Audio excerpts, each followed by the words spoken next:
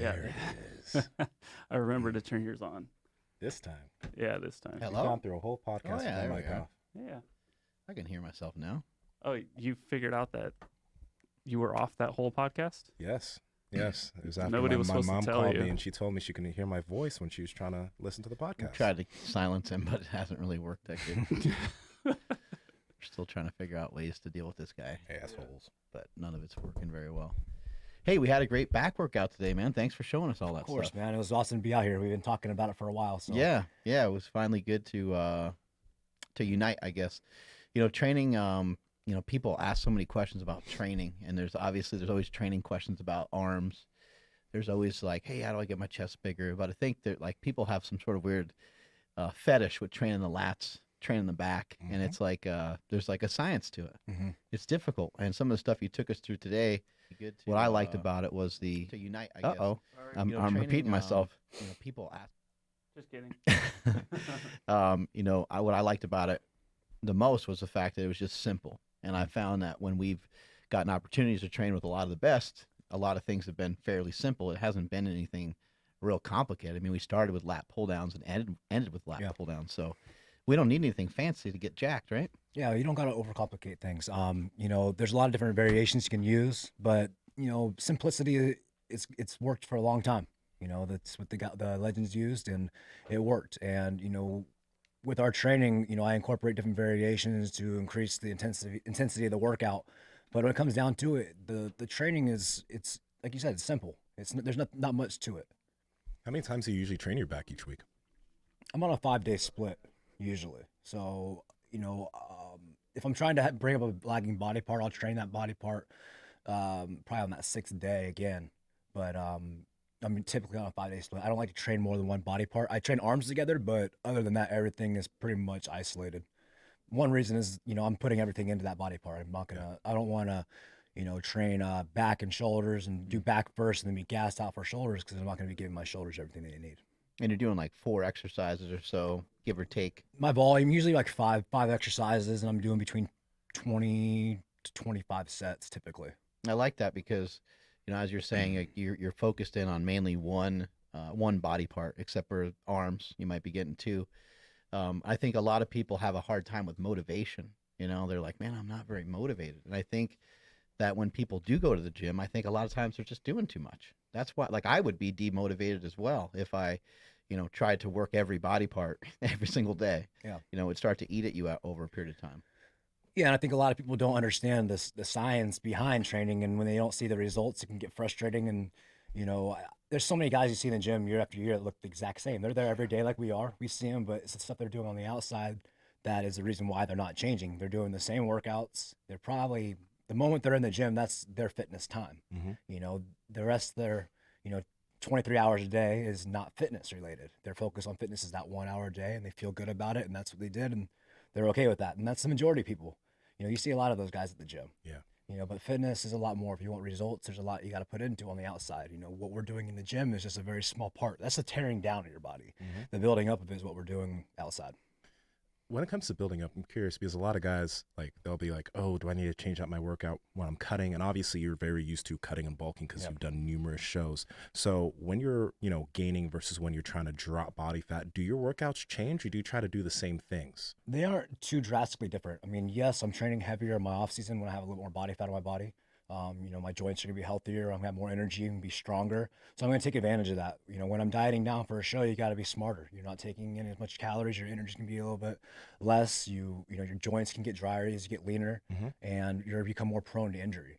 So the training intensity does change slightly. The rest times decrease as I get closer to show because I'm trying to be a little more, burn a little more calories. Get the sweat up.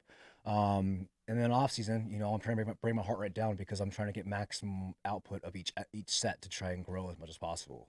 Okay. You use like a real wide variety of techniques, right? Like you're not afraid to go through a period of time where you might train a little heavier. You might do sets of 20. You might do, like, if something's feeling good, I would imagine you might just stick with it and do like 8 or 10 sets of it. I mean, Are these some of your philosophies? Like you might do a drop set, you might do an assisted set, you might do force reps. Like it's just kind of like whatever you got to do to make the muscle grow. Exactly. And those are the intensity principles that we try to implement is, maximizing the pump and getting everything you can out of the set, incorporating drop sets, partial reps, and doing a lot of the principles that Hani taught me, growing up in the beginning of my career with the FST7 training, it was about volumization and trying to, create as much blood flow as possible to muscle, training safely and properly because, ultimately longevity is important in the sport and injuries are prone to happen, especially when you're dieting down and lifting heavy and with incorrect form it happens. So with the training techniques that I grew up in the sport learning was obviously for longevity, and ironically I injured myself doing an exercise I was told not to do, Right. and tore my pec. What was the exercise? Bench press. I was doing flat bench, and I literally got a call from Hane like the night before telling me not to do it, and I did it and I tore my pec, and that was that. Okay. So it's been a Have you hurt yourself before with just doing kind of standard bodybuilding principles, where you are doing force reps and some of these things? Have you ended up with a severe injury from any of that?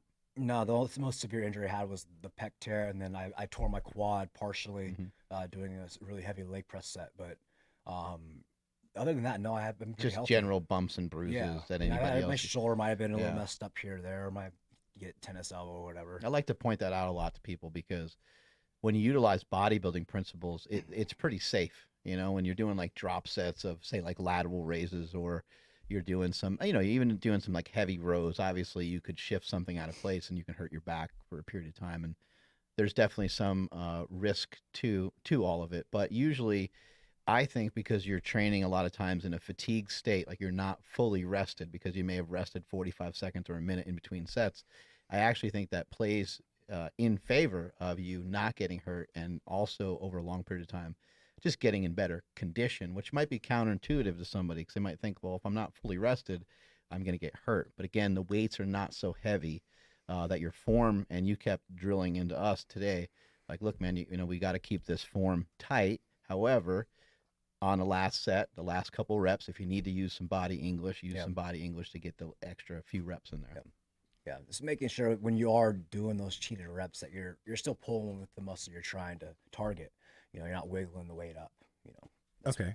Actually, that's okay. So that's one thing that you guys, because I wasn't here for the workout, but what I'm curious about is what do you see, like what are 3 things or 4 things that guys can add into what they're currently doing in terms of like their workouts as far as technique is concerned? You mentioned, when you're lifting heavy weights, still concentrate on the muscle you're working on. And that was something that Big J drilled into us when he was here too. What are a few other things that you see guys not doing that they can definitely do to improve how they're working out each muscle group? I think intensity is a really big thing. I think a lot of guys don't train with intensity. Okay. And they aren't pushing themselves to the set, and they're kind of just going through the motions. And I see that a lot. You're gonna grow when you're pushing your threshold. That's when you're gonna see the results. And when you go into the gym, you got a job to do, and it's to push yourself. And I think a lot of people nowadays they train soft. They rely on other things to help them get the results, and it's I see a lot of soft training. Okay. I like to get down. I like to push myself. I like to get aggressive in the gym. That's what I do. Do you think sometimes it can get to be ridiculous? Because like, I trained with Hani as well, and it's pretty brutal. Then we kind of laughed about how hard it would be to train. I never trained legs with him, but you did. Do you think sometimes the intensity could maybe be like overkill to get the results? Hani killed me, man. Some of the workouts I was like, really? Like, why so much? But it got me 4 titles, so I'm not complaining right now. You're right. The training methods that we used, they worked. I mean, they sculpted a body the way we wanted to sculpt it, and I didn't look that way when I first started. We created that body. We made that 3-dimensional body, add the thickness, the width, all of that. That was the training techniques that we used, and it was the consistency also. I was working my ass off since I started. I didn't take any time off. It was continuous progress. Every year you'd see 5 more pounds on Jeremy every time I was on stage, every year. So, on that topic of like your physique, a lot of guys, that I hear about that do physique competitions, a lot of them like avoid things like deadlifts because they're like, it's gonna make my waist bigger if I squat heavy or deadlift heavy. And obviously you're known for having like the craziest V taper ever. So is there anything you've done specifically to keep your waist trim, or is that like genetic? I mean, there are things that we do to help keep the waist tight. I mean, obviously, you know, you're not going to see me squatting around heavy or doing heavy deadlifts or whatnot. Do Because you avoid those on purpose? yeah, Okay. I do, because you are putting external pressure on your core, and you know you are building thickness. Those are muscles in your core, and they are being used. And if you're doing it continuously over time, those muscles are going to expand out and grow. Mm. I did it my off season. I mean, I put on 9 pounds between 2016 2017. And I started implementing more compound movements, deadlifts, bent over rows, heavy squats, and my body grew like a lot. I started responding and I grew. But I also knew I had to taper back on that, because if I continuously growing at that rate, everything's gonna grow together. So I did in my off season, I put the size on I needed, and then I trained my way back down. And in order for me to target those muscles, I do you know certain techniques like pre-exhaust sets before heavy deadlifts. That way I can still get the muscles afire and put tension on it, but not having to lift as heavy. Squats, pre-exhausted leg extensions, so I don't have to put as much weight on my back. You know, those are the things that I was taught to help keep the core tight. I always strap up when I'm training. Always wear a belt. Breathing technique's important. When I train my abs, I'm exhaling all my air before I contract. Those are the things that I would do to help keep my waist small. In terms of like adding size, you think that, like, from my experience with you today, like it seemed like there was no wasted movements, you know, like we did like a warm up, but like the warm up was kind of part of just getting like a pump. Yeah. So even though, you know, I think some people, when they have their kind of more intense sets, from what I've seen, sometimes some of the sets, the first few sets are kind of lazy, and there's not really much benefit or reward from them other than just getting warm. But today I kind of noticed that it seemed like we got into it like right away, like after the first set. Like the first set was kind of like, I'd call it a garbage set. You just move around a little bit, get some blood in there. But once that was done, all the sets of all 4 exercises that we did seemed like they were important. Yeah, we use different technique for, you know, the last 2 sets of almost every exercise. We implemented some holds, we implemented some partials. You know, there's just some variations that you add to the intensity factors at the end of the sets to help maximize the pump and the blood flow of those muscles. And then probably the most important thing is what we're doing outside the gym, right? I mean, what we're doing inside the gym is equally important, I guess. But the food is huge. You know, if we're not eating properly, then we can't look the way that we want to look. So what are some of the, you know, what diet strategy did you employ to win 4 Mr. Olympia physique competitions in a row? Diets actually has been my biggest nemesis my whole career. I've not been good at dieting. Dieting has been really a struggle for me. Just eating in general. I don't have a big appetite. I'm not a big eater. So I have to really force myself. The past few months, I've been really struggling getting my food down. My weight's been stagnant, like 190. And this is the time where I need to be growing. So I got like probably, 3 more months before I start my cut for Olympia. So I got like 20 pounds I got to pack on. During my preparations, you know, meals are this consistency. That's the most important thing. You can't miss meals when you're on prep. You know, every time you miss a meal, you're just slowing your body down. And that's the way I looked at it. Every time I was feeding, I was getting harder. I was getting leaner, because it's fuel at that point. When you get your body to a certain point and you get that lean, that meal is actually speeding you up when you're eating. It's not like you're using it right away. And you can feel it when you get to a certain point and a certain leanness. When you eat a meal, you can feel that meal right away. You feel yourself get tighter. So for me, it was, you know, it's understanding the process and making the adjustments as you need to get to where you need to be. You know, dieting it's a chore. You know, it's, to me, I don't look forward to eating, and it's just another thing I have to do. Yeah. So for yourself, you said you found it difficult to eat a lot. I know, like my buddy Andrew here, he finds it difficult to eat a lot, and a lot of other guys do. So is there anything that you've found over the years that makes it easier for you to scarf down the food you need to eat to grow? Honestly, like, to get your metabolism sparked, you gotta just force it down the first few weeks. Like, you gotta force it. You're gonna feel like throwing up. You're gonna feel full, but that's the hard part that you got to go through in order to see the results. And you know, that's what I'm battling through right now. I've just been forcing my meals down, getting 5-6 meals in when I don't even want to eat. You know, I'm still full for my last meal, and I got a plate of ground beef and rice in front of me. I'm just like, shit. So, you know, the strategy I have for that, I put as much food in my mouth at one time, because I'm not going to spit it out. I got to swallow it, and I put some water in my mouth and try and swallow it. Yeah. That's what I do. I have a big old thing of water, food, drink of water, food, drink of water. Just like literally taking a pill. Like you're in an eating competition. Yeah. Exactly. And I don't even like her watching me. Like her watching me eat. I don't watch. Look away.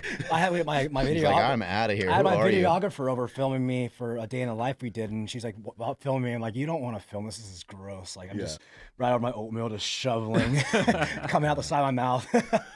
Yeah, I've found lately that like I just dumped salt on like way too much salt, but tons of salt on everything. And it helps. And dude, it helps so much. And then everybody here, like they make fun of me now because like I'll grab the salt shaker and I'm just like tapping it after almost every bite. And everyone's like, dude, you're gonna put some food with your salt? And like just a little bit on the top, right? That's it. That's been huge for me. Yeah, I found this like green chili verde sauce I've been using. Yeah. I've been putting that on my meat, and it goes down a little bit easier. Put that in with the slow cooker with some chicken. Dude, you make like shredded chicken. You're talking about like that Hernandez salsa one, right? La Victoria. Oh, okay. It's probably the same thing. But either way, that shit's hella good because it's already like chewed up for you. You just like gulp it down. I wonder how some Monster Mash would do for you. That's Stan Efferding. He advises people to make ground beef, rice, and then bone broth on top of it. It's just to kind of like give you that liquid to kind of get the food down a little easier. It might be something that would work for you. Yeah. You get hungrier quicker for sure. All right, and this is something I'm trying to ask every single bodybuilder that comes onto the podcast. When you cut, do your fats usually have to be really low? Yeah, we keep the fats low. Okay, Yeah, and do you usually avoid red meat?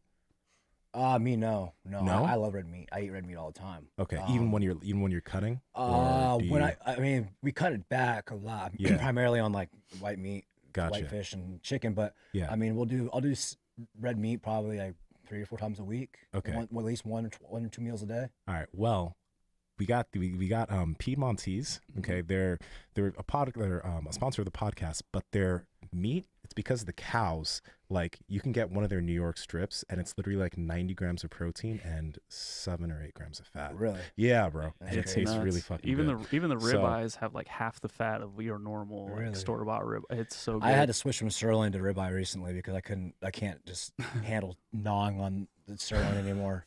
So we've been doing ribeyes, and those have been getting down a lot easier for me. But it's hard to bring those fat calories down. I've always found that to be the biggest challenge. That's kind of why I don't eat carbs, is because I like eating fat. I like eating fat and protein. What do you think of the carnivore diet? What do you think of some of these new diets? It's fun watching you. It's fun watching you. I can tell you that. I'm just like, some of the things. He's like, I'm gonna watch to see if it crashes and burns or what's gonna happen with it. Yeah, I don't know how you do it, man. I don't know how you do it, to be honest. Like that much meat. I don't know. I'm not a big fan. I'm not a big meat eater either. Like I feel like if I wasn't a bodybuilder, I'd probably be a vegetarian. Like, honestly, when I was a little kid growing up, like I would go to McDonald's with my mom and like I'd buy a salad. I'll get a salad. As a kid, that's crazy. I'd get like the little chef salad because I like the hard boiled egg in it. And I like the cherry tomatoes. That's what I ate. I wouldn't eat McDonald's. I didn't even eat steak until like I was like 11 years old. I didn't like red meat. I like chicken and fish. It's like being a bodybuilder is against your nature. With the foods you love, it's like you're fighting yourself. Man, it just shows that I like red meat. I like red meat now. I've eaten so much chicken and fish in my bodybuilding career. I can't even stand the sight of it. I don't think when was the last time I ate chicken or fish, babe? Probably like 6 months ago. Oh, no. I don't know. I hardly ever eat it. That's crazy. Remember those old Rich Piana videos, like where he was eating and he like made like his soup, like he made like a soup thing in the morning, like with his like protein powder and his like oats and egg whites and shit like that, and like he'd never like fully have it like get real thick because so you could just drink it. And he was like, I don't give a fuck, and he just like pound these giant things of like carbs and protein. He was just like, I tried blending, whatever way he could get it in. I tried blending my meat and my rice and everything together, and I was like, if I can do this twice a day, it's so much faster to get 2 meals out of the way really quick. I was like, let's try it. I blended it up and right out. Like didn't even get halfway down. Like just hit the mouth and then projectile. I know a buddy that blended chicken actually, and he did that a lot. Chicken for shake. His bulking. Yeah, that is so disgusting. I thought putting like Cholula in it would help. No. I think the chicken shake was. I'm sure someone else did it before him, but I think Derek Poundstone, a famous strongman athlete, did it years ago, and then more recently, I forget his name, but Vanilla Gorilla on Instagram, he did it as well. Just an absolutely brutally strong powerlifter. I am not man enough for that. It's so gross. Like especially if you microwave it and it's a little warm. Like it is kind of like vomit. It is kind of crazy. I guess if you kind of made it like soup though, Like you kind of drink soup, right? I guess so. Like a chicken noodle soup. Like you might drink it at the end or something. But I think if you did broth, actually, Yeah. I feel like if there was some chicken stock in there, right? Some salt, Potentially. blended chicken, it would taste like, just like a. So that's also soup. what's we're gonna try it. Let me know how it is. That's also what's We'll been send you getting me some. through too, is just adding chicken stock to everything. So like I have like chicken monster mash basically, but like the stock is like half the bowl, so it's like I'm having chicken soup, but then that with a shit ton of salt, it actually tastes pretty good. On that note, because I hear a lot of bodybuilders like they avoid salt and sodium. Do you also do that? No. No. Okay. I mean, cool. I don't overdo my sodium, but I don't limit it. I mean, you need the sodium in your body to get a pump. Yep. Yeah. So, Okay. yeah. Also, if you cut your sodium out too soon in prep, you're gonna release aldosterone, it's a stress hormone, which make you retain water actually. Ooh. Yeah. Okay. Yeah, that shit ain't good. You did mention one thing also that before you, I don't know if it's before you started working with Hani or before you worked out, like your body was super different. So how did it change? Like, how did you guys structurally work towards what you have now? Were you guys like increasing lat and back volume and decreasing certain things for shape? Or Yeah, how'd that work? I've always had a really good chest on me, so that was never really an issue. It was just building up width and thickness, and also getting some shoulder caps on me. I had sloped shoulders when I first started competing, no caps to them at all. And I was only 22 when I turned pro, so my body matured a lot Yeah. in the next 4 or 5 years, and with the maturity came the shoulders and the width, I believe, but also the training techniques that we use and the consistency. I got bigger and stronger as I progressed in my training over the years, and as you get bigger and stronger and lift more weights with the same good form, you're going to build bigger and stronger muscles. And it was always form and technique whenever we trained, and intensity. Like there was never a workout that I wasn't crawling out of whenever I got a session with Hani. And I transpired that into training on my own. I do work out really hard. You see my training videos, people give me shit for screaming in the gym and yelling. I can't help it. I work out hard, and I'm not doing it for attention. I'm doing it because I'm putting forth my full effort. And, You just lose control. Like I was lifting with you today, and I like to try to not make as much noise when I'm lifting, especially when I'm trying to do bodybuilding stuff, because I like to try to concentrate on the movement, but it just gets to be tough. And here comes some, you start making some noise. Like you need like a little extra oomph, when you're trying. I mean, to I get more out of it when I'm vocal. So Yeah. that's why I do it. And now sometimes it's unavoidable. Like when we were training with Mike, like he was doing some shit to me, and like my mouth just opened and a bunch of weird shit came out. You literally just can't control it. It's crazy. I used to be a lot worse. I used to be really bad. I used to be that guy in the gym where like, oh, shit. Not anymore. How do you get you can't really, I guess, get hyped up for the gym as much because you have so much training to do all the time. So how do you get excited to go in there and kick your own ass each and every time, especially by yourself? Recently, it's just been looking at myself currently and knowing that I'm not where I know I could be. I'm looking back at old footage of where I was, and it makes me hungry. I've seen the competitions getting ready for the Arnold. These guys look good. If I want to win again, I'm coming to Olympia to win. That's the only reason I'm coming there. I compete to win, and I plan on being the favorite coming in. And I know I got a lot of work to do in order to be the favorite coming in, especially if after taking a year off. I want the conversation to right now, people are still wondering if I'm competing or not because, I haven't really made my surge of putting on the size I need to get ready for the stage. And, it's just, I'm excited for this year. It's like I said, I'm trying to do everything right this time around. And it's a really good opportunity for me to, do things the way I wanted to do them previously. You won 4 years in a row, and then you ended up having the Pec Tear. Was the Pec Tear kind of was that something that led to you, struggling in the next one and finishing fourth, or were other people coming through where it was just getting more competitive? Like, what are some of your thoughts on that? Honestly, I think I was my best ever. 4 days out from 2018 Olympia. We had me dialed in. I was the biggest and hardest I've ever been. And it just comes down to those last final days, peaking correctly. I only prepped for I think 13, 14 weeks to actually even be able to work out, going from 174 back up to 200 pounds, back down to 186. And you had to have your pec surgically repaired, right? Yeah, they tendon off bone, muscle off tendon. So they told me it was they had to suture they used a screw to screw my tendon back in the bone, and then they had to sew pec back onto the tendon, which they said is like sewing hamburger meat together. Mm. So like they told me like it can just rip off anytime, so you gotta be really careful. You know, I spent 2 months in a sling. Like most people just take their sling off right away. I wore that thing. I didn't come out of it. And I listened to my doctor up until the point where he told me I'm not going to compete. He's like, "Yeah, you're not going to compete this year." I'm like, "All right, see you later. I'm gonna figure this out." And you know, I didn't think I was. He told me that, and I was like, "All right, I guess it's over." You know, and then we're Honey and I were trying to game plan for what we're gonna do after my career, after the stage, and you know, that was we thought we were done, and then all of a sudden I started lifting again, and I put on size really quickly. In like 4 weeks, I put on like 10, 15 pounds. And Honey's like, "Wow, like, you look good." He's like, "I think you can compete this year." I'm like, "Ah, funny. Seriously, I think you can do it. We're 10 weeks out." I'm like, "Oh shit, you're for real." So let's do it. I'm like, "Tell me what we're doing and I'm going to win it." Fortunately, I just didn't make my peak. But if we would have nailed the peak, I don't think that I would have lost. The way I looked 3 days out was the best ever I've ever looked. Do you think it was good for you to lose? I think everything happens for a reason, to be honest. I don't think I would have. I learned a lot from the loss. I went through a lot of stuff from the loss and had my life flipped upside down, but it got me to a point now where there's an understanding of it all. And now I have another chance to do things again. It's a fresh start for me. So I'm not regretting anything that happened. I'm taking it more as a lesson and understanding that I have another opportunity. So I just hope other people see that too. That's the most important thing. Do you think it'll be harder in a way because you have had controversy surrounding you? So then now you're going to go back on the stage and like, oh shit, here's this guy again. Maybe people have developed certain thoughts about you due to various controversies that have come up. Absolutely. And then also, you were, dominant for 4 straight years.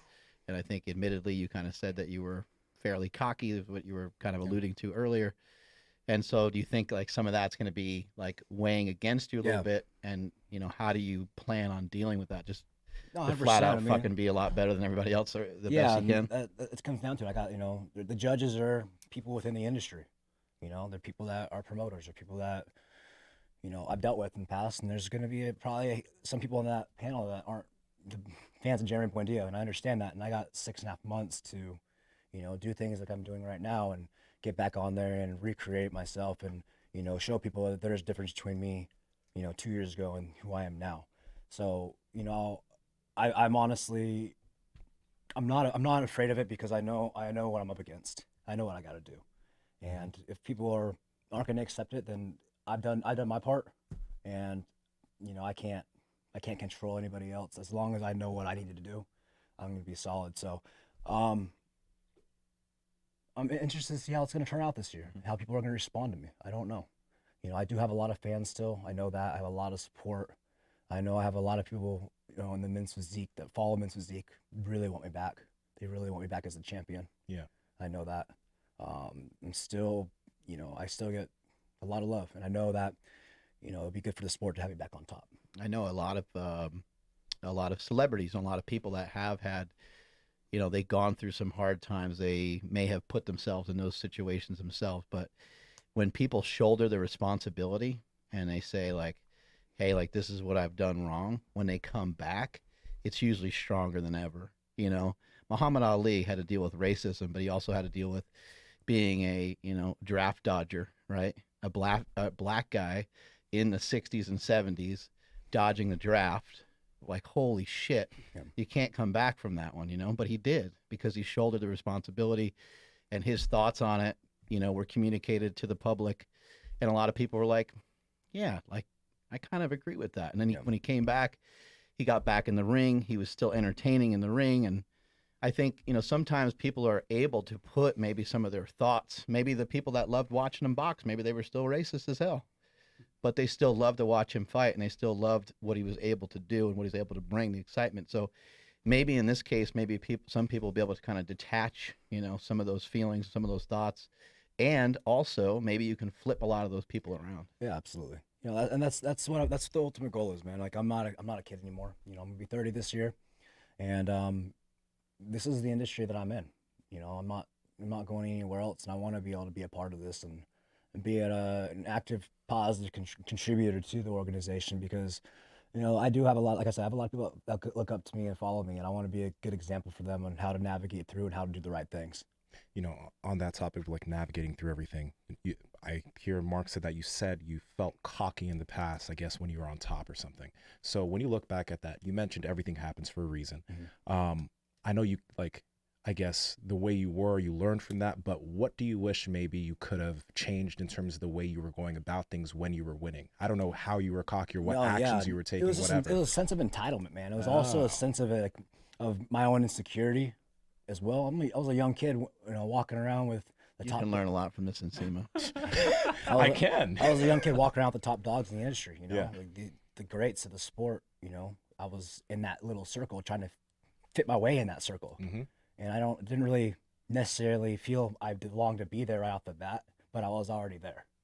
So it was like, You were the second men's physique Olympia, right? yeah, Okay. I won the second one, arguably. You know, I should have won the first one. I was right there, second place. Oh, snap. And Okay. that was my second pro show ever. So I went to Olympia. I was no name, and took second. So, got a little what we were just talking about. Like where you were like hanging out with the greats and you didn't feel like Yeah, you you know, were and there? it was a lot of it. You know, it was just immaturity on my behalf. You know, of trying to, and I also listening to the wrong people. I had somebody in my ear I was doing business with, that led me down the wrong path. He put a lot of shiny things in front of me that I thought I liked, and it got me distracted from the goal and the people that were really there by my side, and it kind of created a distance between, you know, the people on my side and, you know, what was on the outside, and it hurt a lot of things. But learning to trust the right people and not getting bad with the snakes is something a lot of people got to be careful with, you know, especially in business, especially in industry. It's hard because I think that happens to a lot of people. I mean, even with myself, you know, my wife is always well-meaning, right? But my wife is like a protector of mine, you know, like she's like, no, don't, you know, we're not doing that. Or like, I kind of understand now a lot better. But in the beginning, when people would come at me for certain things, I always wanted to be like, well, why wouldn't I do stuff with them? Exactly. Like, Yeah. that sounds like it'd be cool. It'd be a fun opportunity. And she was like kind of the one to kind of show me, you know, to, you know, stick to our guns and to kind of, I guess, you know, do our own thing our own way. And luckily for me, she always had my best interest, you know, at heart. And obviously, you know, for both of us too, it was kind of a work in progress to figure these things out. But man, it's hard to figure out who to go with or who to be with, or it can be really confusing. And in your position, you had more people probably tugging you in different ways.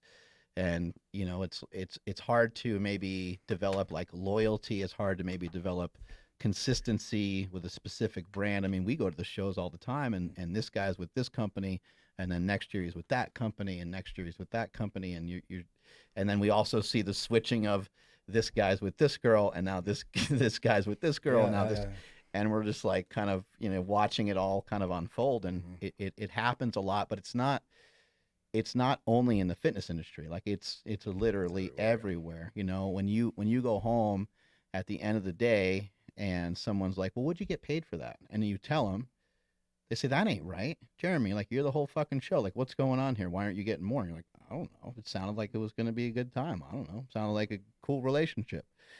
And that's how things end up going south. And then you feel like you're being slighted. And then you go back to the other, you know, and it goes back and forth, and it just becomes a giant mess. Yeah. It happens in kind of all walks of life. You know, men's physique is a category in which a lot of guys, especially guys that compete, they're like, well, everyone looks great, everyone's lean. How does one separate themselves on stage? Because like everyone at the top looks really good. It's like it's different from bodybuilding where like one guy you can tell is so much bigger than the other. Yeah. But men's physique, you like, it's just like, how do you separate yourself from the other guys? To get too I was big, just explaining right? this the other day to somebody. Actually, I forgot who I was talking to about. It's about like proportion. It's not size and physique. It's all about aesthetics and illusion. You know, how proportionate is your chest to your shoulders to your biceps, your shoulders to your triceps, your shoulders to your back. Now take your biceps to your back, your biceps to your shoulders, biceps to your triceps. It's the overall aesthetics of the physique. Who is the most balanced proportion? Who looks the best on stage? If, you know, when I'm looking at a physique, I can point something out. If I can look at a physique and point something out, you know, that's how I'm going to pick my winner. The person who has the least amount of flaws. Oh, His shoulders look a little small. His chest should be a little bit bigger. Mm-hmm. His back doesn't match his leg or his back, whatever. When you look at my physique on stage in 2017, there's not very many things you can pick out that are off. Everything is right on with everything. Yeah. And I think that's what wins shows. Like, you go back and look at that top 5 lineup, I probably was like, out of the 5 guys, there's one other guy that was smaller than me. Everybody else had probably 15 pounds on me, 4 or 5 inches.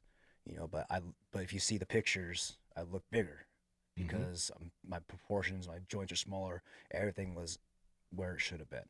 Yeah. I think what comes down to men's physique, when you got bodybuilding, you got size, you got conditioning, you got all those things. Men's physique, you don't got to be the hardest guy to win either. Mm-hmm. You don't. I beat Sadiq when I was softer than him at Olympia. He has way more condition than me. My body flowed better. That's why I won. Yeah. So in bodybuilding, you very rarely see that. Usually. What is men's physique in comparison to bodybuilding? Nowadays, I mean, not nowadays. Not so much different, I believe. Beforehand, because the guys are getting big. They're getting big and they train hard. A lot of you see physique guys jump into classic. There's guys that have done physique that have gone to classic now that are in open. Stan, from Venice Golds, he trains with Sean Roden. I was bigger than him 4 years ago. Now he's an open bodybuilder pro. Jeez. I'm just like, I don't get it, man. Like, I've trained with you before 4 years ago. We're both men's physique division. I was bigger and stronger than you. And then now you're lifting with Sean Roden and the biggest guys at Golds. Does it go from men's physique to classic to bodybuilding?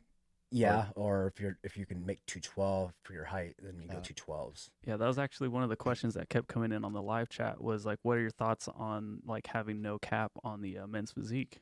I think we're supposed to have a shift this year. It was announced that people are going to start getting docked for being too big. Will it uphold? I don't know, because you still got all the top guys that are still getting bigger. So they're going to have some new guy come in that's smaller and give him the win? Probably not. It's so weird. It's like we want you to be big and jacked, but not too big. I really think that they have a chance of really clarifying the men's physique division this year with me coming back.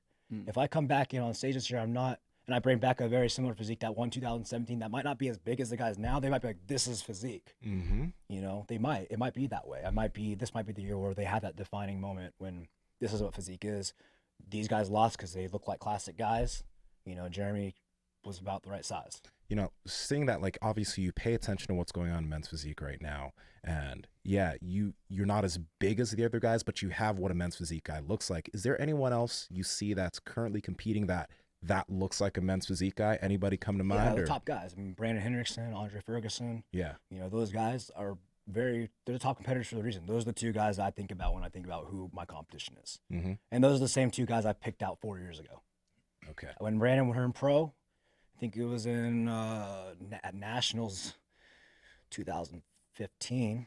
I saw him get off stage. I went up to him like, I'll be singing Olympia in a few years. Yeah. He beat me. So I knew talent when I saw it. Same thing when Logan Franklin turned pro in Nationals in 2014, I believe it was. Yeah. I knew he was going to be great, and he's one of the guys that jumped from men's physique. He's doing classic, and he's going to kill it this year. Okay. With men's physique, like, what's the weight limit currently, or is there not? There's not one. None. You got Ray, who was the champ this year, 6'4", probably 225. Damn. 6'4". Ray's huge, like maybe 6'3", Oh, maybe maybe 220. Yeah. He's probably It's a lot of body weight on. Probably 240 off season. It's like this wide. Isn't that classic physique has a weight limit per height, right? Yeah. So Breon and I weigh the same on stage, but he's way bigger than me. And we're the same height. But why? Like, honestly, that doesn't. I make actually sense. weighed more. I weighed more in Breon in 2018. Yeah. He was 184. I was 186. We're the same height, but he looks way bigger than me. I tried to enter just everything when I competed, so I don't even remember what was what. That. But when I weighed in, I was like 20 pounds overweight. I'm like, am I the first person to Didn't you do men's physique too? Yeah. Right? Yeah, I did men's physique as well. Yeah, I was like the first person to be 20 pounds overweight for a bodybuilding show. I was pretty proud of myself. There you go. Oh man. It was, it was a lot of fun. The diet side of things and the cardio and just, I don't know, how on top of everything you had to be for the whole entire effort was really, really brutal. Yeah. For yourself, do you have to wake up early, when you start your prep? Because it's just an onslaught of eating and tanning and posing. Exactly. Because there's so much to do throughout the day. You got to make sure there's enough hours in the day. You got to make sure you get all your meals in. You know, if you're eating every 2.5, 3 hours, you know, that's 18 hours. And, you know, 16 to 18 hours, you gotta be awake. Yeah. So I'm eating those, and then therapy, and then cardio twice a day. Then you're training for 75 to 90 minutes. You know, it adds up. It really does. And then top of that, you know, trying to get work done. Fortunately, do social media, and I'm able to be my own boss for my businesses. But there's other people that don't have that luxury, and I don't know how they do it. And I give them mad props for doing it, because you're working a 9 to 5, coming home, training, eating, getting all your meals in, taking care of family, and you're still pro or just competing. Like, that's Superman right there. What was it like in the beginning for you? Before you had some sponsorships and stuff like that. It was fun, man. I was just a personal trainer at the gym. You know, I worked 12, 13-hour days. I'd train my clients, lift on my lunch break, eat my meals when I was training my clients. It was fun. It was a good time, you know, and you know, it progressed as I competed and social media became about, and now everything shifted. I haven't really trained clients in person in quite some time. Here and there I will, but nothing formal anymore. There's so much more we can do online with our time, and you know, I can handle a handful of clients in less than an hour. You know. Did you take to it pretty naturally? Did you gain weight quick? When I was when you were young. I think you said you started bodybuilding at like 17 or 18 years old. After my senior year of football, I was like 155 when I finished, and I graduated like 190. So we put on some size. I quit my weight class, started lifting. Wait, your senior year, you started at 155 and you graduated at 190 in your senior year. Yeah. So probably 35 pounds. Yeah. Damn. There were some interesting supplements at the local Max Muscle back then. I remember Max Muscle, they'd always be like, hey, we got some stuff in the back, man, if you want to come back. Yep. The 19 Nor back in the day. Man. Yeah. No, I was gonna say, you were saying that there was like a lifting coach, or was it your football coach that you kind of upset when you're like, It was my varsity football coach. He ran our weights class for PE. There it is, yeah. And after that senior year, like, I was still trying to pursue football. I wanted to play in college, and he knew I had some visits I had to go do. And I went up after the season. I'm like, listen, I gotta quit your weights class. He's like, what? You're gonna be playing ball next year. Why wouldn't you keep weightlifting? I'm like, 'cause I gotta grow, and you aren't getting me any bigger. I gotta get strong and big. I'm 150 pounds. I'm 5'7". I gotta play linebacker next year. And he wasn't pretty happy. He wasn't happy about it, but then he saw me like 3 months later, I'm 25 pounds heavier. Ended up getting ready for a bodybuilding show right after I graduated. Yeah. So I fell in love with it right off the bat. I grew up in a weight room, watched my dad lift, and you know, it was something that the gyms always felt like home. You know, I wasn't like the super popular kid at school, so I would, you know, after school I would go lift and then go to football practice, come home, go back to the gym, and that's what I would do. I loved a friend of mine the other day on Instagram. He talked about how people are so insecure to go to the gym, and he's like, don't think that way anymore. Go to the gym, because you're not going to find more insecure people in one building than at the gym. Yeah. He's like, it's an insecurity farm. And I was like, damn, that's our boy Jordan Syatt, who always has great stuff to say. But it is very true. Like, we're all trying to like work through shit. I'm happy when I see somebody that's out of shape or not. I'm happy when I see him in there. Yeah. It makes me happy. I'm like, good, you're doing something. You know, I don't ever want anybody that feels like they're insecure to go to the gym, and anybody that does pick on you, they shouldn't even be there. They're not there. Yeah, I think that would be an extremely rare situation. So Maybe too. it would be like a kid or something like that. It's not mature enough to. I don't know. handle. Social media influencers, social media people nowadays, they're. That's true. Yeah. Was there, other than being injured, obviously, and you had to take out time, were there any times in like your career where like motivation was just down, like you just didn't feel it? Man, I have had my eyes set on 5 titles since I got my second one. I got my champ tattoo on the side of my neck with the tallies. Every year I got another tally, and the whole purpose of starting that was to get the cross tally. So, you know, my whole goal was to get 5, and that's what I set out. One of the reasons why is because Jay Cutler, remember, I won my second one, and Jay looked at me. He's like, 2 more to catch up to me. He said that to me. You know, I was like, I looked at him like, I want to pass you. And I got 4 now. I remember I went to him like, I got 4, tied you. And he's like, you got to pass me. So Jay's always been a really, really, really good guy to me. I love Jay Cutler, man. He's, out of anybody in the industry, I have the utmost respect for that man. He's done so much for the sport, so much for the fans, so much for his peers. You know, it's every time he walks in the room, like, that's Jay Cutler. You know, he's done such a great job for himself. I told him, like, you know, one day I hope people look at me the way they look at him. I agree with that. Yeah, he's amazing. I think A lot of people feel that way about him. It's almost like, how does he do it? Because but he also he went through it. He admittedly, like, he lost some ground when he was chasing after certain things, and it's like that's not a great place to be. But he learned from it. You learn from your mistakes. You learn from some of those things, and I think when you're trying to be the best at something, it's really easy to get kind of caught up in your day to day. Yeah, Very difficult. But yeah, Jay Cutler is the man. Was there anybody when you were young that you were looking at, like in magazines or Flex Wheeler, man. Yeah, I was a huge fan of Flex Wheeler. I thought, the soul and unbelievable. symmetry, man. That guy is unbelievable, and I was a huge fan of him. I met him in Fresno before I turned pro. Actually, it was the same day I met Kai Green. That's a funny story. But I remember meeting him, and I was in complete shock. I mean, it was the guy in all Flex magazines I've been looking at since I was a kid. Yeah. I was my favorite bodybuilder. And it just so happened that he's just as nice of a guy that, as he is a bodybuilder, and it was great to see. So it's nice to see when you meet the guys that you look up to, and they are pretty cool guys. I'm really curious. Oh, were you about to mention the Kai thing? Okay, yeah. Kai is I'm interesting, man. I love Kai, man. But the first time I ever met Does it him, have anything to do with the grapefruit? oh man, he went. I don't know right? about what's that? I don't know anything about that. What, tell Yeah, me me about neither. it. Nsima and I haven't watched it 3 times together. But like I sat, like, it was funny because I walked up to him like, hey man, I'm a big fan of you. Nice to meet you. He's like, sit down. I'm having my meal. Sit down and talk to me. I'm like, oh yeah, sure. So I sat down, watched him eat like 7 chicken breasts. This is before he became vegan. Oh, no.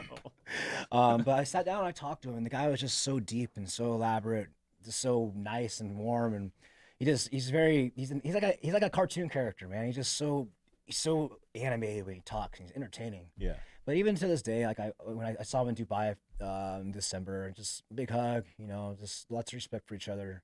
And he's done an amazing job for himself despite all the stuff that he's been through. Mm-hmm.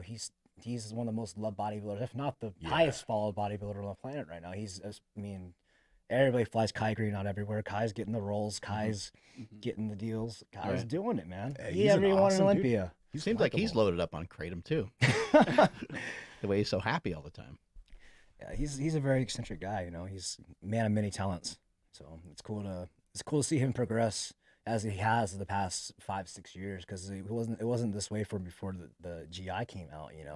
That GI? Generation Iron. Ah, That okay. video, like, that really blew Kai's reputation up. It helped him a lot, I feel. So he was like the underdog in that. So it made him. It was like about him. Phil was the bad guy. Kai's, Sure.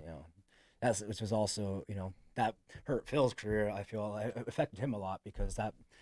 A lot of people don't know Phil. Like, Phil's not the way they portrayed him in Generation Iron at all. Like, he's a very smart individual. Very, very. He's a good guy. And like the way the video made him look, it just, like, nobody liked him because of it. And it sucks. I can imagine he's this champ, and people were like, "Oh, we want you to lose every year." Right. Every year they wanted him to lose, and every time he won, people weren't happy about it. And, like, it's a shitty feeling. Like, you want people to be happy for you. You just accomplished something you put your whole heart into, and then people were just like, "Oh, you should have lost."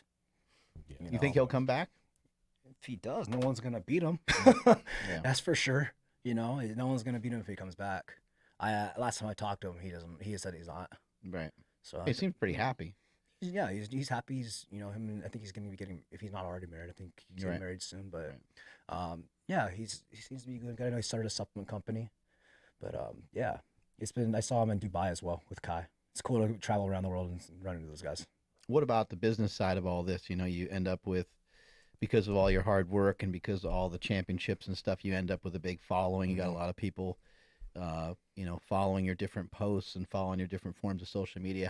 How do you go about monetizing some of this? Yeah, I mean, it was off to a slow start at, the very beginning. It was just sponsors and my own work at the beginning. And then when your following starts to grow, you get other endorsements knocking on the door. For myself, you can't rely on the sponsorships. First off, a lot of companies aren't paying what they used to pay anymore. Second, you got to be able to produce for the company, and they can track all that stuff now. So if you don't produce numbers, you're not going to get paid. Oh, that's a really good point. I mean, years ago, like Celtech or something like that would pump out like an outrageous amount of money. I mean, I don't know what was true or whatever, but I had some friends that had some sponsorships and stuff, and it was easily 6 figures. But like you said, back then it wasn't trackable. So it's just like, we like this guy, they like us, and Now they're going to rep us. Now you have to prove your value, right? You know, and that's the difference. A lot of people think, oh, I'm pro now, I'm sponsored. No, man, you gotta be able to sell. You know, and that's one of the biggest things. If you're, I'm not just an athlete. Like I do marketing. Like I market products. I'm a salesman. You know, I do content. I create content every day. That's what my job is, you know, I go to the gym, but that's not how I'm monetizing my life. My monetization comes from creating the content, capturing what I'm doing, and putting it out there. You know, I started a few years ago. I did my website to get ebooks going, and that's how I made a lot of money from my ebooks and online coaching. You know, it wasn't coming from Olympia. You know, I competed once a year, and I won $15,000 for winning Olympia. You know, I paid for half my food. So, you know, I had to figure it out. I knew where I wanted to be in life. I knew I had to find a way of getting there, and sitting back and trying to expect sponsors or bodybuilding to get me there wasn't going to do it. So, you know, peeling back and really understanding who's doing what in the industry, who's making money. And honestly, the first ebook I bought, I heard somebody made, some big name made a lot of money on an ebook. So I bought it. I'm like, let me see what this is all about. And I opened up, I'm like, really? Right. You made $50,000 from this? I'll write something way better. Right. And I did. The next week I got on my computer, I wrote my chest ebook and sold like, you know, a good amount of it right off the bat. I'm like, cool, this works. Next thing you know, I write like 6 or 7 more ebooks, and that's where my majority of my income was coming in for like 2 years. And then, you know, times change, the market gets saturated, people come in, start messing the market. Now ebooks aren't worth anything, and you gotta reinvent yourself, figure something else out. So you always gotta try and stay ahead of the curve, you know. And that's been the biggest thing with social media, is trying to stay ahead of that. You know, also understanding the algorithms and how, you know, certain posts are put up, and where your traffic is, where your demographic is, who you're marketing to, you know. And not only that, but all the ads that are now taking place. With my following, I'm only getting 3% of my 3.3 million people see my stuff. 3%.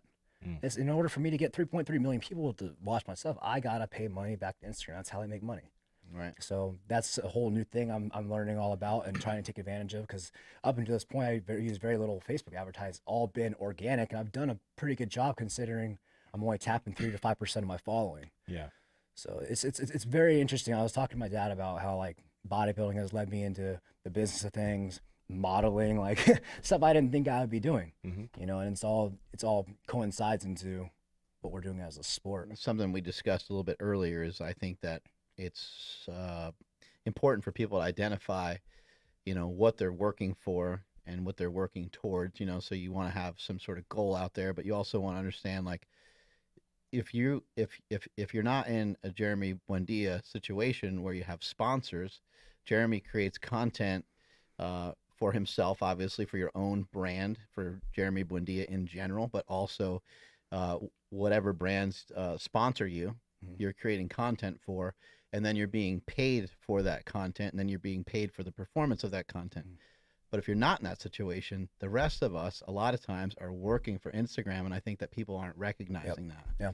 It's like you spent 8 hours a day on there, but you're not punching in and punching out because you don't have a time card. You know, you're not actually going to receive money from Instagram on that, in that way. And so I think it's smart for people to figure out, how do I potentially monetize this, or how do I have some other revenue stream somewhere with whatever. Not that everything has to be monetized either, because sometimes it's just nice to have a great message out there. Hey, here's a picture of me and my buddy or whatever. Like, that's totally fine as well. But you do have to figure out a way to get paid for your time. Yeah. Especially if you're doing this for a living, man. You can't expect to, you know, and that's, you know, and we're posting on Instagram and doing our thing, and, you know, I post a lot of ads, man. It's my job. And some of the followers are like, oh, you're a sellout. All you do is post ads. Well, man, this is actually my life. This is what I do every day. So it's not selling out. It's literally, this is what I do day to day. Right. And in order for them to get the you showing yourself supersetting shoulders, they're going to have to deal with an ad here and there. Right? Yeah. I mean, it's just kind of the way it is. Yeah. We gotta make a living somehow. So. Right. Yeah. How do you handle some of the negativity online? I didn't used to handle it very well at all. Now I've just put myself above it at this point. You know. Yeah. They win when they get a reaction out of me. You know, if I don't feed the trolls. The Rock ain't responding to nobody. You know, if they get a response, they're gonna be hyped that they get a response from them. You know, it's like, oh, I talk shit to Rock, he responded to me, and the majority of them are like, if I ever respond to somebody, I'm like, yo, wow, oh, I can't believe you actually responded to me. I'm a huge fan. Wait, why did you just say that about me then? Like, So what? weird. Oh, just trying to get a reaction out of you. Good job. Now I don't like you. Yeah, You know, but- it is weird because like some of the most loyal people like on our YouTube channel are just people that want to come and talk shit. I'm just like, dude, I don't get it. Like, you spend all this time being our like our biggest fan. You know, like it doesn't make any sense to me. Yeah, I just been sarcastic as hell lately with people. I'm just like, oh yeah, I agree with them. Just be sarcastic, and it works. People love it. Yeah. Like, why do you grunt during your sets? Because I know it bothers you. That's why I do it. I like doing stuff like that. Yeah. That's like my favorite thing. Yeah. And sometimes you crush people though, and it's just like, oh my gosh, somebody get that man some help. Yeah, I love doing that. You know, you mentioned earlier that you and Hani were at a point talking about life after competing. And obviously you're going to compete again. And who knows, like, I don't know if you have a plan for how many more years you do want to compete. Do you want to compete after you get the 5th, by the way? We'll see how it goes this year. See how it You know, goes I this want year? to see how this year plays out. If I feel that the industry wants me back, I feel like I want to come back, and it's a good fit, and you know that's where my life takes me. Then yeah, absolutely. But I'm going to take it 1 year at a time. I've always taken my Olympias 1 year at a time. I don't want to think too far ahead. I got too much ahead of me and too much work ahead of me to focus on anything else. These guys are coming for blood. They don't want me to win. They don't want me to win. They want me on stage, but they don't want me to win. Yeah. These guys, you know, they know that with me on stage, there's somebody that they did not beat.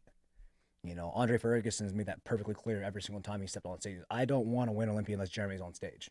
He doesn't want it. Why? Because he didn't beat me yet. Yeah.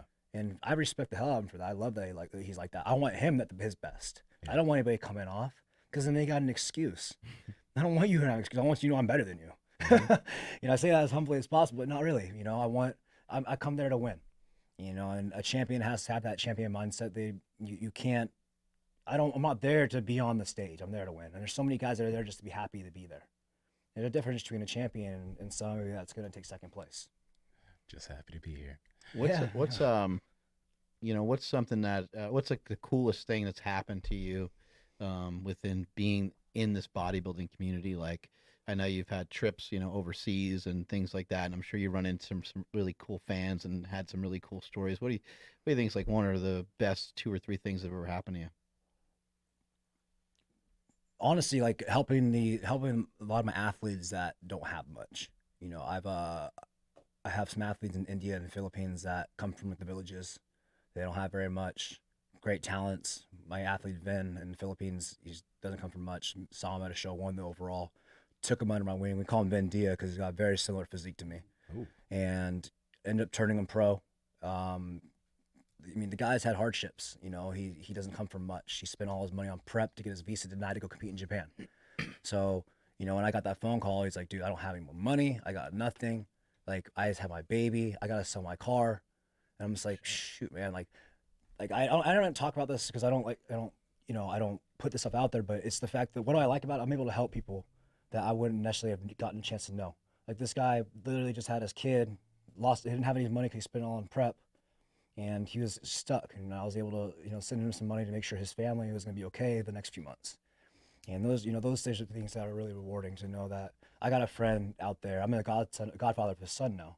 You know, That's cool. It's just those type of things. They mean a lot. You know, my athlete in India, you know, he won one of my challenges. I flew the kid out to California. He hung out with me for 4 days. Became a good friend of mine. And now he's in India now, but knows all my connections in India. So now he's part of that in India. He's not just some kid from, you know, his dad's a driver. He's not just some kid that has a dad that's a driver for somebody anymore. His name is Ajay, and he's in the mix with Sharu and Manish and all those guys. He's part of that crew now.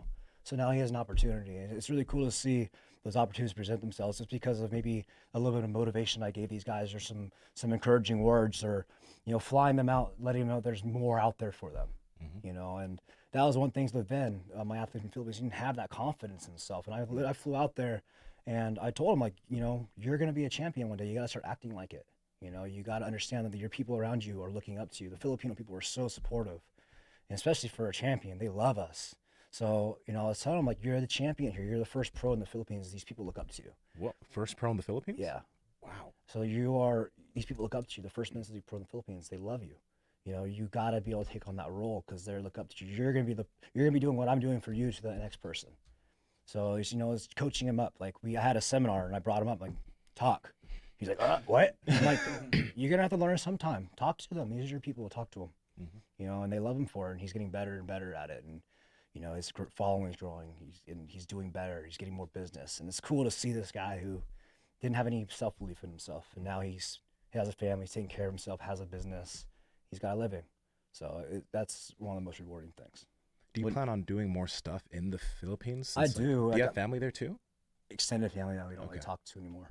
Okay. No, but I do. You know, I was supposed to donate $20,000 after the last Olympia to a fundraiser or charity in Philippines, and never got around to it. Not because I didn't have the money to do it; it is put away, but because it's really hard to find help in the Philippines to get the money to the right place.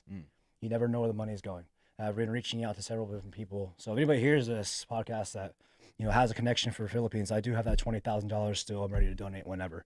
So that is something I promise, and I'm going to stand behind. And I've actually been kind of dragged through the mud for that because I haven't actually executed, but it's not the fact that I haven't tried. So Someone will just walk off with it, kind of thing. yeah, you never know what it is. Like, I wanted to go back over there with my money myself and Right. do some stuff, which we might end up doing. You know. Yeah, I think it's really cool. You know, the impact that you're having on people. And when I've talked to other people like Ed Cohn and some of these other, you know, lifters and bodybuilders and stuff, that's kind of their favorite thing, is that they got to travel and they got to meet some like really cool people along the way, and then have, you know, a good, strong, positive impact, you know, on somebody else's life. You grew up around here, right? Yeah, I grew up like 20 minutes from here. Yeah. So is it ever kind of weird for you where you're like To come back home? not necessarily to come back home, but like just to, you know that there's like kids in India that are like looking up to you and stuff like that. Yeah. No, it's yeah, I mean, it is. It's different. I mean, but now I'm getting more used to it, especially that I've gone over there a few times now. It's crazy in India. I was like, we were driving on the main road in India, and we were like in our van in the back, and this guy was like pulling up right next to us, honking his horn. I'm like, what the hell's going on? Pull over, pull over, pull over. I'm like, what is going on? And he's like, I need a picture with him. I'm like, you gotta be kidding me. Gotta be kidding me. I got out of the car on the side of the road, and you got like other people stopping, pulling over. I'm like, it's really like, they're like, yeah, they love you here. I'm like, that is insane. We're not even anywhere near a gym. We're on a road in the middle of the city. Yeah. And that's why I'm so excited about internationals. They're so hyped about it. Like China, India, Middle East, they love it, man. It's kind of newer over there. It right? is. It's newer, and they treat the bodybuilders like celebrities out there. Like, they love it, and it makes us feel. I mean, the athletes deserve it. I'm so happy when I see other influencers go out there and they get that attention, because it's nice to appreciate that. Here in the U.S., like, they, you know, Yeah, they don't care as they much. don't care, you know, and that's just goes to show the power of the industry internationally right now, and it's growing exponentially, and that's, you know, a lot of people are starting to see that and transition international as far as business goes. What's the deal with Dubai? Because It's cool. what, like I see so many bodybuilders and physique athletes, and everyone's just like, they head to Dubai and then they come back. What's the deal with Dubai? It's just really nice, upscale. I mean, Yeah. there's good training, there's good gyms there, great places to shoot content. Yeah. I think maybe like the training is probably Kuwait. People Oh, yeah? people go to Kuwait to train because of the Kuwait. oxygen. That's the team I'm part of now, Team Oxygen. Abdullah is my coach, Brandon Curry, Mr. Olympia now. So I started with him a few months ago. I'm working with them. I'm going to be going out there before prep to train with Brandon, which I'm very excited about. I've been to Kuwait before and trained at the Oxygen gyms, and these are multi-million-dollar gyms. They're amazing. Wow. Amazing. The one they just opened in Abu Dhabi has probably 100 pieces of equipment for every single body part. They have like an arm section, shoulders. They have a forearm section. They had me, Ruli, Brandon, and Nathan Diasha were all on this forearm circuit machine, all training forearms. That's pretty funny. Yeah, but That's crazy. they're amazing gyms. Yeah. But people go out there to train. I mean, primarily because that's all there is to do out there. You can do nothing but focus. Kuwait's a dry country. Girls are covered up, and that's it. It's lifting, and it's hot as hell. Okay, makes sense. That's all there is to do there. So get some training in. And it's good kebabs, Yeah. good meat.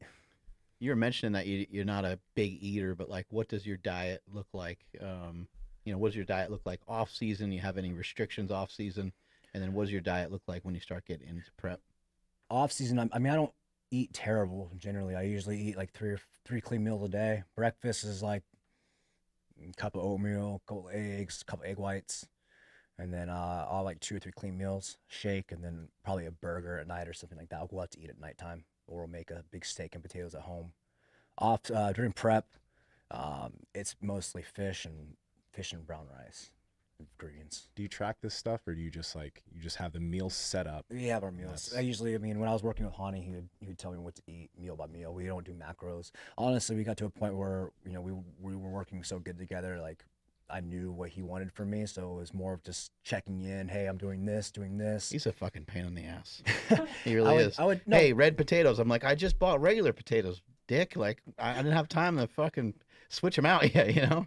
Yeah. I had to keep buying different shit all the time. Like, How does son of a that bitch. feel, Mark, when you tell me? Yeah. It fucking sucks. I know. Yeah, we got to a point though. Like, I understood his dieting techniques, and I knew what he expected from me, and he knew my body really well. I knew how to react. So that last prep was basically just checking. Hey, I'm doing this and doing this. I'm gonna refeed today. What should I do tomorrow? He's okay. Well, defeat this, or whatever. Just little tips here and there. The first couple of preps was pretty right on. Like, give me a meal plan. I don't do a very good job of following meal plans. And I would tell him, like, hey, I ate ice cream last night. Usually my cheat is like, when I'm prep, like I get starving. I starve at night. It's the hardest thing. I can't fall asleep. So I'll do like a scoop of protein and some oatmeal. I'll mix that up, and that'll be my cheat. But I was doing that like almost every night. Like to a certain point. And he's seeing your pictures, and he's like, "This ain't working. What's going on?" Right? Yeah, he'll see me. He'll be like, well, "Okay, time to clean up. What are you doing at nighttime?" I'm like, "I'm eating this. You can get rid of that." He's like, "You're doing protein powder still, aren't you?" I'm like, "Yeah, I am." How'd you know? It's wild. He can tell everything by looking at your pictures. You're like, "Holy shit! I better just tell him the truth all the time." Yeah. So how did protein powders affect you? What was so the protein? I'm not good at proteins. I hate protein powders. I don't digest them well. It took a long time for me to get a protein I liked. Hani had to come out with the Isoject Naturals. That was like the only one I could take because it was made of stevia. It wasn't upsetting my stomach. I can digest it. There are digestive enzymes in it.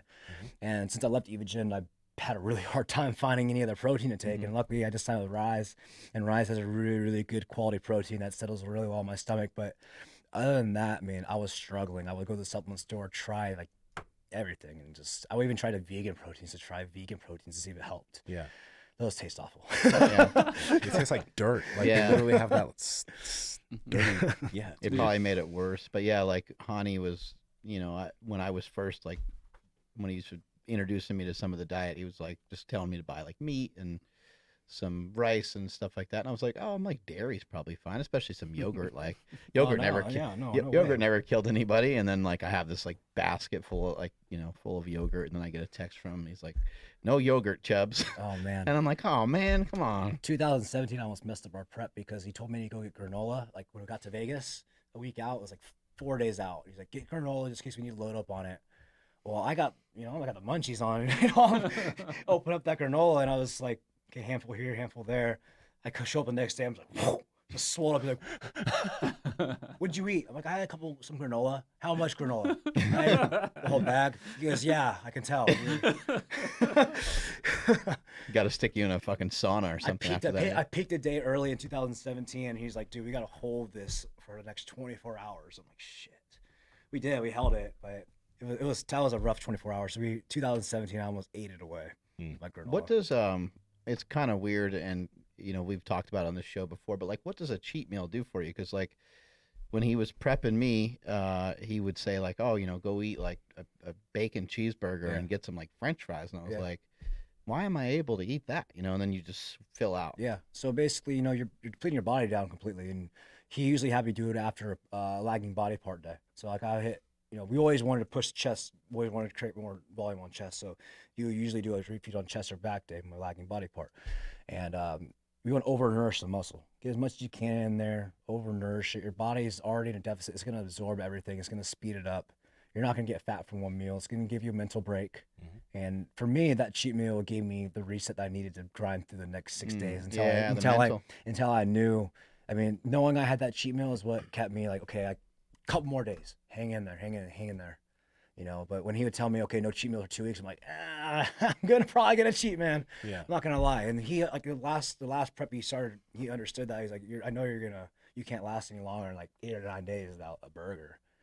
And no, really. And I went to Denny's, like that was my refeed meal. I'll go to Denny's to get two burgers and a side of pancakes. That was my refeed meal, like up until like 2 weeks out. Yeah. I was eating that, and it worked. I'd fill out, and then I'd be a little watery the next day, and then tighten up on the second day, and then day 3 I was just better than ever. And that was like the thing. It was like refeed. Next day is a little watery. Second day's good. Third day better than ever. And that was like we started catching on to that. So go to your burger and pancakes. Go to your burger and pancakes. And people listening to this, you know, you probably can't do this unless you're actually getting depleted. Yeah. I know. So don't try doing that if you're like 10% body fat, because you're just gonna work the you're same. just gonna chub out. Yeah. I was curious about this because you're not. Are you working with Hani for this next prep? No, I'm with Abdullah from Kuwait. Abdullah from Kuwait. Yeah. So why the switch? Just had some fallout from everything that happened. Okay. With everything. Yeah. Like I said, I had somebody come between us, and I made some poor decisions, and I said some disrespectful things after the split up, and stuff I wish I could take back. And yeah, Gotcha. That's the situation, man. To be straight. Okay, got it. Cool. It's actually like one person that Nsima and I are always asking bulking questions for. He knows what I'm talking about. Yes. This person, they just like they pound food as much as possible till it hurts. Like they just don't like it, and then they'll hit like a plateau and be like, oh, it's all over for me. And he'll keep trying to eat more and more and more and more. Would you say like taking like a slight break from and going that direction is actually a good move? You say like day after day? Yeah, just every No, single yeah, day. like that's why we did use defeed days on bulk when I was bulk up. Can you explain what a defeed day? Basically, I would cut my food in half. Mhm. You know, I'd bring my protein levels down, cut my food in half, give my body a break. And honestly, you probably feel depleted and lose a little bit, but your body sensitivity pick back up after giving yourself that break. Gives you a little bit of a rest. And we did that a few times in my off season, and it seemed to help, because when you're pounding that much food all the time, there's no rest. And then you kind of just get sluggish and you slow down, don't feel as well. And that defeed day kind of just resets you. I think we did it like once every 3 weeks, though. It wasn't very often. Almost like a little bit of intermittent fasting or something like that. I've never tried that personally. So I haven't done it.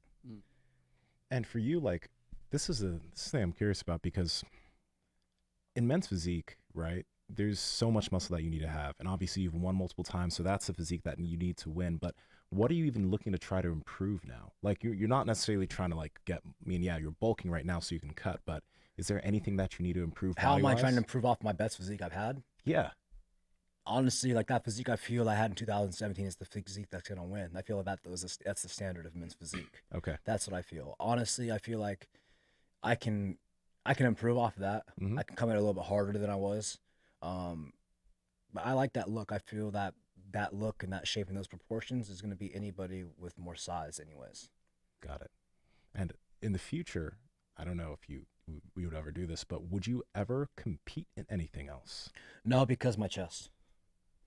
After tearing my pec, like when I flex it, you can see the pec tear. When I'm standing normal, you don't necessarily can tell the tear. You can see a little bit of a divot here. Yeah. But when physique, we're not contracting, but when I contract, my chest, When I contract, my chest comes in. So, if I were to, side chest don't look so bad, but if I were to hit like a most muscular, like you'll see straight on my most muscular, my chest is is shorter on this side. Okay. But my doctor did a great job, other than, that little divot. My front dog bicep looks okay. This was 2017 before my surgery. This is when I put on like 8 more pounds from the previous year. And this is when I had to try to hold my peak for 24 hours. I was better the day before.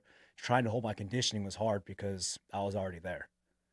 So I was still a little bit watery this is my presentation right here. You can see I'm a little watery right there in the abs, but during comparisons, I sweated all that out and I got harder and harder on stage. So when we got to the final comparisons, I was rocked out. I pushed all that water out and everything was popping. Dude, this waist makes no sense. Do you use, okay, let me ask you this. Like, do you ever use any like waist trainers or anything like that? Does that we got something for you soon. But yeah, no, I've used corsets. Yeah. And does that help? Like, I feel it does. I feel it helps with your breath control more than anything. When you're on stage, you got to control your breathing. You got to keep your abs tight. Yeah. And you can't breathe through your midsection. So when you have that corset on and it cinches you in, like when I'm training, I have to breathe through my chest. I can't push through my stomach. So it's more of a training tool than anything. I like to use it as helps you sweat a lot. Yeah, too, that's right? thermogenic as well. I use it during my cardio. I know some people that wear it all the time, and I don't agree with that. okay. I knew somebody that slept in it, and it was just like, that's not good. Yeah. You gotta take it off to sleep and eat and shit. Literally. Yeah, starting to take it too far. What are some of your best lifts? Because I know you're strong too. I've seen some of the leg pressing and stuff that you're doing in the gym. And then I've heard that you bench press like 455 pounds, which is a huge bench press for a light body weight. Yeah, I did 455 when I was like 19 or 20 years old. Actually, it wasn't clean; it was sloppy. Yeah, lifts. whatever. It's a gym lift or whatever. Yeah, I've Still done a lot of weight. I did a clean 425 like 2-3 years ago before my pec tear. That was always one of my strongest was bench press. I grew up bench pressing with my dad, and it wasn't until I started working with Hani that I stopped bench pressing. So that's why I did in high school. I love bench press. Other than that, I got strong at squats to a certain point. I got up to like 500-pound squat. Deadlifts, I deadlifted my max ever was 515, which isn't super great, but at 185 wasn't bad for somebody that doesn't power lift. Actually, yeah, that was the same day I did that was the same day I tore my pec at the charity event. Oh shit! So I did the 515 deadlift and then went to the 405 bench, and that was supposed to be a warm-up set. Tore it. What are the list of my strong triceps? I got really strong triceps are really strong. I can usually push the whole stack down 20-30 times. So those are my strengths. My presses are pretty strong. Did you guys have weights in your garage or something like that? Oh yeah. We had a 3-car garage that was transformed into a weight room. We still have my dad's house right now. 2 of the bedrooms are weights and cardio machines. He's 65 years old. Oh shit! Still does it every day. Was he strong? Like when my dad. When you're watching him lift, my dad hit 495 at 163 pounds at 52 years old. No way. With no spot. We're talking about bench press, right? Bench press, and in our garage, with no spot. It was crazy. What the? There's holes in our walls for my dad. He doesn't like spotters. He doesn't believe in it. He's like, Yeah. you can't lift weight. You shouldn't be lifting it. Oh, we get So- it. Old school mentality. Yeah. So like, there's holes like in the garage or in the oil house. Like, come down and dump the weight. Oh You yeah. see Yeah. here, whoa, whoa. Come running out in the garage. You all right? He's like, yeah. Just 45 went through the wall. No big deal. Did you start lifting with him when you were like 8, 9 years old? I grew up. I was there yesterday at my parents' house, and like he has all the old equipment from when I grew up as a toddler, and like we have this black bench and these old dumbbells with the screws on them, Right. little hole, the iron plates. We have all those. Like I would sit in my dad's office as a toddler, and I can remember the memories of just sitting there playing with the weights, twirling the locks in and out, sitting on that bench, watching my dad work, and he still has it. It's still in his office, and I was telling him like, you can't ever get rid of that. That's my bench. That's awesome. That's something that I'm always want. We had a guy that worked for us for a while. He had like 20-inch arms, Terrell. Yep. And Terrell just said like his dad just had some dumbbells in the corner of the like living room, and he would just pick them up and curl them all the time. He's like, I think that's how my arms got so big. He's like, I'm not sure. He just had 20-inch arms. He weighed, I don't know, 190. Yeah. Yeah. He- His arms He are. didn't weigh a something lot, but he different. had massive arms. Yeah, he always said that his dad would he's like, if you want to watch cartoons, you got to be doing dumbbell curls. There you go. And so we always gave him shit because he had gigantic biceps and no triceps. Because that was our only thing, right? We had no ammo because he's Yeah, we had to fucking make- shredded, Yep. really, really strong. And he's like, oh yeah, but you got no triceps. That was all we had. Calves too. Oh yeah, well, Didn't have calves. Do you train your calves by the way? Because your Nah, calves are massive. I am Filipino. Yeah. Okay. Hey, I'm not even trying to be like Asians do have amazing calves in general. No, I haven't. I trained calves one time. Actually did with Hani for a photo shoot. He made me do, we had a 3-day shoot at bodybuilding.com. And he wanted to do day 1. He wanted to do FSC7 calves. It's a great idea, right? No, I couldn't walk the next 3 days. We're shooting. I'm walking on my toes into the gym. Every time we got done the shoot, I had to go see a therapist to try and break it up. So Right. it was Oh, the worst man. experience. And he thought it was the funniest thing. Walking through the hotel, like just miserable. And he's just cracking up. He's like, yeah, that was a good experience. We had a lot of good times together. Yeah, all that stuff fucking kills. Anything for recovery? Like, getting massage therapy. You mentioned it before. I'm very big in therapy. I get a lot of soft tissue work, cupping, scraping, ART. I have a therapist I see 3 times a week right now. I'm trying to get these issues fixed out. It's been adding up, but it's really important, especially, I've been doing this for 12 years now. I know my body's beat up, and in order to stay healthy, you got to keep everything oiled up good. Do you do anything on your own? Is there anything that you I do stretch outside of all the time. Oh, yeah. All the time. I'm always foam rolling, always stretching. I probably spend an hour and a half a day at least. Every night I'm on the ground watching Netflix, and I have my mat out and my foam roller, and I stretch every night. That's a big deal, man. Because like I this is didn't stuff do it that people don't before, see. man. I have to, because if I don't, I'm a pretzel. My back is so tight and so locked up that if I don't loosen myself up, I'm just miserable throughout the day and throughout the night.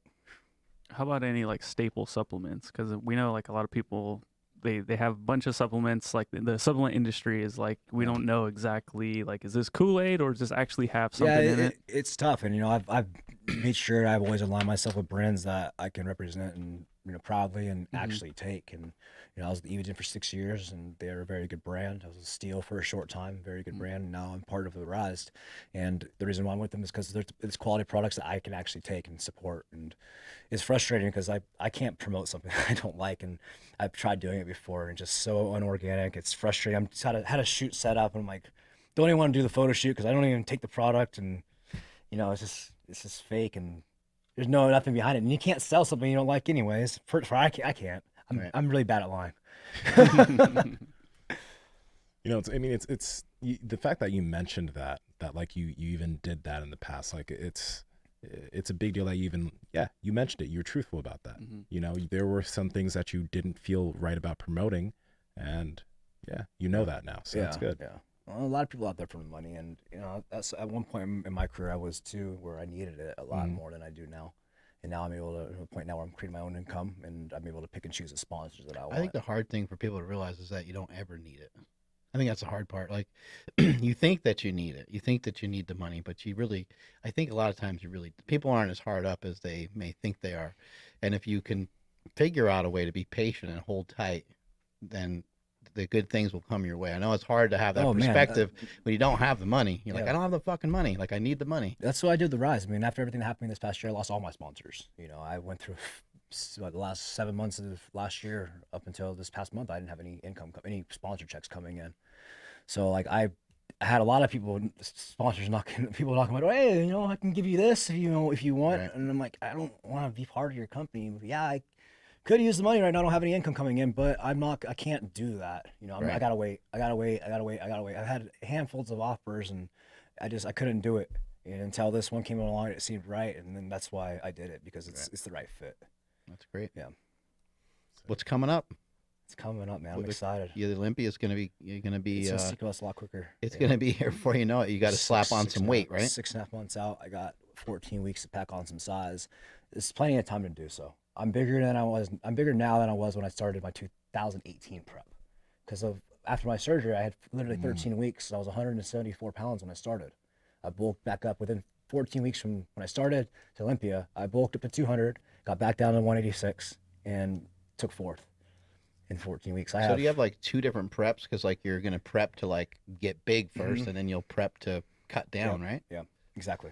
So it'll be 14 weeks of getting big, and then it will be another 14. We'll see how lean I stay, because if I can push my actual cutting phase down to like 10 weeks, it's gonna be a lot easier if I stay lean in my off. I see leaner as I'm progressing. It all depends on my body composition. I want to try and see. I don't think I'm gonna get fat. I don't see that happening. So 10 weeks should be plenty. Yeah. Cool. Any engagements you have coming up? Like you traveling anywhere, doing any seminars? Now with this coronavirus going around right now, I'm trying to stay away. Trying to lay low. Yeah, I'll be in India this year at some point. I'll be back in Dubai at some point this year. I think that's all we got on the schedule. I'm going to try and get back out to the Philippines at some point this year. But right now, I got to focus on getting my title back. I got to focus on what's in front of me, and I know that there's not going to be anything more beneficial to my career than walking away with this title. So I've got to put my full effort into it, and I got to do things the right way around, and looking forward to redeeming myself. You got to cross off those bars, man. Yeah, you got to get that cross tally. Where can people find you? Instagram primarily right now. You guys can find me at Jeremy_Buendia. My Facebook page as well. You guys can get my ebooks at buendiaperformance.com. I have various training programs on there, breaking down my techniques, my philosophy. So take a look at it. I have an amazing shred ebook for those of you trying to get in shape for the summer. This ebook will get you ripped in just 90 days, no problem. So buendiaperformance.com. So I appreciate you guys a lot. Thank you so much. I've been wanting to do this for a long time. Come out here and check out your gym. Living only 25 minutes away from here growing up. This is an amazing facility. I have nothing but the utmost respect for what you've been able to do as far as your branding, the way you carry yourself, the way you've been able to develop the fan base you have. And not only that, but the team you have around here, and what you've established here is absolutely inspiring and very commendable. So I appreciate that a lot. That's a big reason why I wanted to have you come here. Just in conversations with you on the phone, I was kind of like, man, you need to kind of see what's going on over here. You need to kind of see what has been built, and then hopefully I can pass that along to other 100%, people, and hopefully it inspires them to maybe want to do something similar. And that's what I was telling her when I came up, my girlfriend, when I came up here. I was really going to take this on as a learning experience and trying to figure out what you're doing, because you have gotten it figured out and you're doing a really good job. So, that's the track that I'm trying to pursue. Go on and just have something like this as well after my stage time, after my career on stage, is to do this. I mean, you look like you're having a great time every single day, loving life. It is a lot of fun, and I do have a really good team with me. I'm blessed to have them around me, but really just a lot of it just has to do with just being kind. Like it's really not a lot more than that. I mean, there is a lot of energy that goes into it all, but trying to be fair, trying to put myself in other people's shoes and have perspective from their vantage point of how they may feel something's not fair or something's not right or something is too hard or whatever the case is. I think something I learned over the last several years is that my feelings towards something really doesn't matter that much. So like if you're mad at me for something, my feelings towards it are kind of irrelevant because you're pissed about it. You feel you've been slighted. You feel you've been wrong. So then what I need to do is I need to say, okay, let me put my feelings aside and let me think about what's actually happening here, and let me examine this, and let me try to be reasonable about this situation. And then I try to, put myself in your shoes, and I say, oh, that's why he feels that way. Okay, now maybe I can spin the conversation into something that sounds more favorable to you. Mm-hmm. Let's just say you wanted a raise or something like that, or that example is pretty easy. I could say, hey, you know what? I know that you feel that you want a raise and you have worked your way towards that. I definitely agree with you. But here's the 3 or 4 things that I'm going to need for us to be able to do that, because you've already been doing this work. You've already been paid for this work. But for us to get more value out of you, for you to provide more value to us, here's the 3 or 4 things that I think would really help push you to get that raise. Do you agree with that? And then we might negotiate, might have a conversation further.